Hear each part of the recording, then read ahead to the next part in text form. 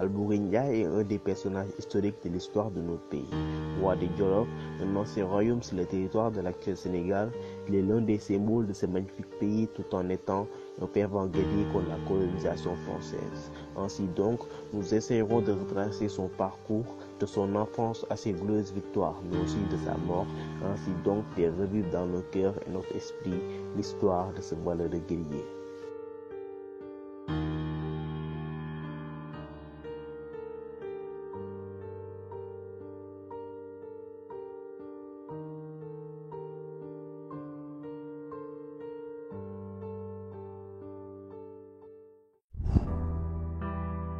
Très tôt dans son enfance, dès l'âge de 9 ans, il fut envoyé par son père au Cayor où il doit faire ses classes de guerrier royal auprès de ses oncles souverains de son royaume.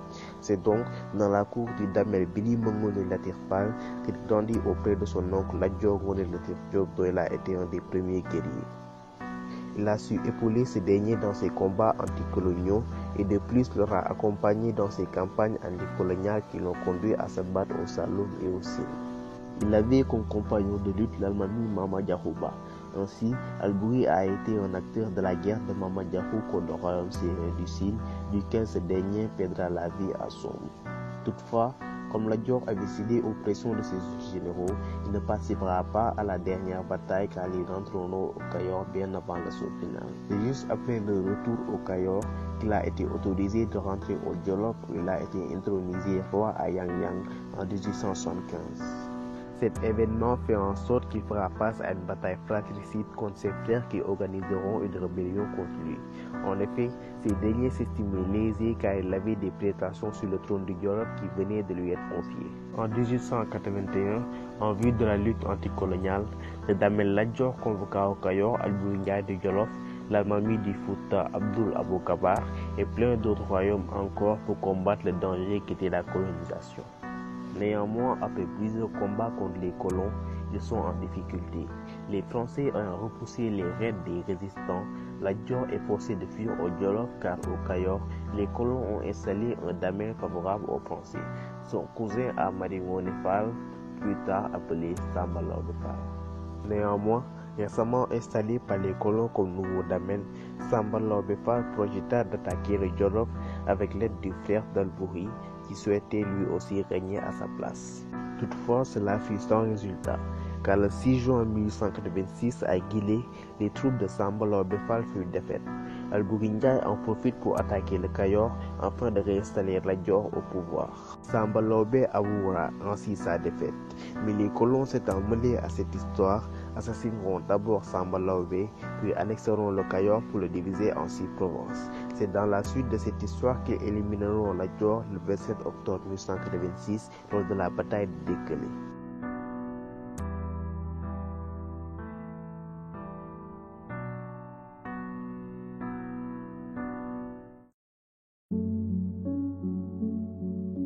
Face à la perte de son mentor, le 18 avril 1887, Alboury Ndiaye, n'ayant plus le choix, signa un accord avec des colons qui stipulait qu'en échange de la non-agression de la France sur le Jolof, celui-ci devait donner son fils à l'école des otages de Saint-Louis. Ainsi, Alboury Ndiaye, comme tout bon père qui voudra à tout prix protéger son fils, refusera cet accord. Ainsi donc, après Lat Dior, la France décidera de détruire Alboury. C'est dans ce sens que le 24 mai 1890, une armée dirigée par le colonel Dodds attaqua le Jolof. Suivant la politique de la terre brûlée, qui est une tactique consistant à pratiquer les destructions les plus importantes possibles sur des terres de manière à les rendre inutilisables par l'adversaire, Alboury incendie Yang Yang, la capitale du Jolof. Face à la puissance de l'armée coloniale, il est donc contraint à opérer un repli stratégique. Il quitte donc le Jolof pour le Mali pour aller chercher des alliés. Sur cette partie de l'Afrique de l'Ouest subsistaient encore quelques résistants farouches comme Ahmadou Tall, Samadou Touré ou encore Thiéba Traoré. Avec leurs appuis, il entend bloquer l'avancée des colons et créer un État musulman qui s'étendait du Sénégal au Niger, tandis qu'à cet instant, le Jolof est annexé par la France en tant que protectorat avec Samba Laobé Penda, frère d'Alboury Ndiaye, qui s'en va confier la direction. Alboury Ndiaye, quant à lui, rejoindra ainsi donc Ahmadou Tall. À la fin de l'année 1890, il arriva après un long voyage à Nioro du Sahel où Ahmadou Tall est en plein combat contre l'armée française désignée par le colonel Arnichar. Ces deux derniers lancèrent de nombreuses attaques contre les colons, toutefois ces attaques furent sans succès. Albouri ainsi lança une dernière attaque sur les troupes françaises avec 300 cavaliers, couvrant ainsi la retraite d'Ahmadou Tall qui lui part en direction du Masséna pour préparer la guerre là-bas avec son frère.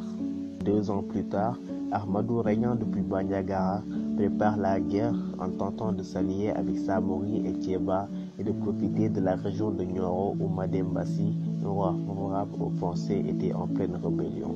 Mais Samori et Thiéba étant en pleine division, l'unité ne furent point ralliées. La colonne d'Arnichar, profitant des divisions, les renforce, gagnant de plus en plus de terrain. Albouri, Ahmadou et leurs troupes tentent plusieurs embuscades, mais se font toujours repousser par les Français qui avancent vers Bandiagara et l'encerclent, enfermant ainsi Albouri et Ahmadou. Ahmadou, entouré d'une trentaine de ses hauts dignitaires, passa la nuit à réfléchir sur quelle stratégie adopter et avant le lever du jour, Albouri et Ahmadou, ainsi que leur suite, prennent la route du Sokoto au Nigeria.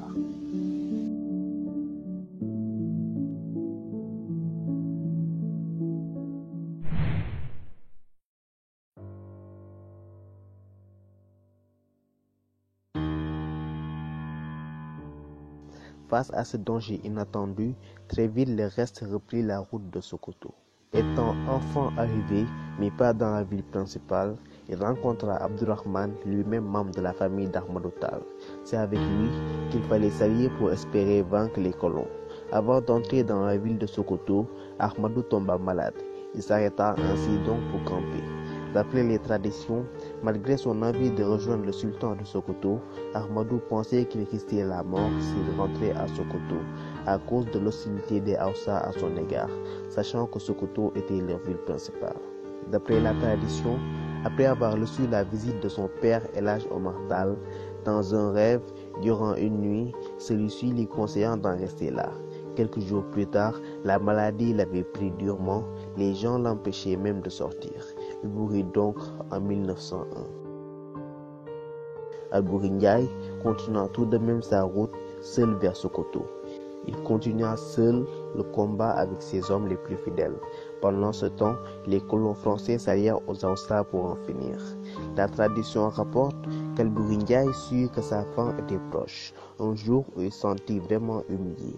La première humiliation de sa vie, nous dit-on. Fatigué de cette cavale, il trouva un jour une calebasse de lait. Il but en cachette le lait de la calebasse qui appartenait à cette femme.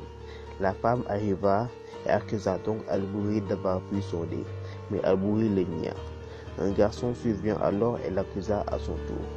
Albouri se tourna vers son griot et lui dit « Je ne suis plus rien puisque ma parole est mise en doute. C'est le signe que j'en ai plus pour très longtemps. » D'après la tradition, il mourut à Kalakala en 1901 et fut enterré à la place même. Il a été tué d'une flèche empoisonnée tirée par un enfant non circoncis qui le toucha à l'auriculaire. On lui coupa le bras et on amena ce bras infatigable, responsable de nombreuses victoires militaires à Dosso. Le bras fut enterré dans la grande mosquée face au palais de Diamacoy. L'enterrement était digne de celui d'un grand roi. Ainsi donc, c'est de par cette triste manière que s'achève la vie d'Albouri Ndiaye.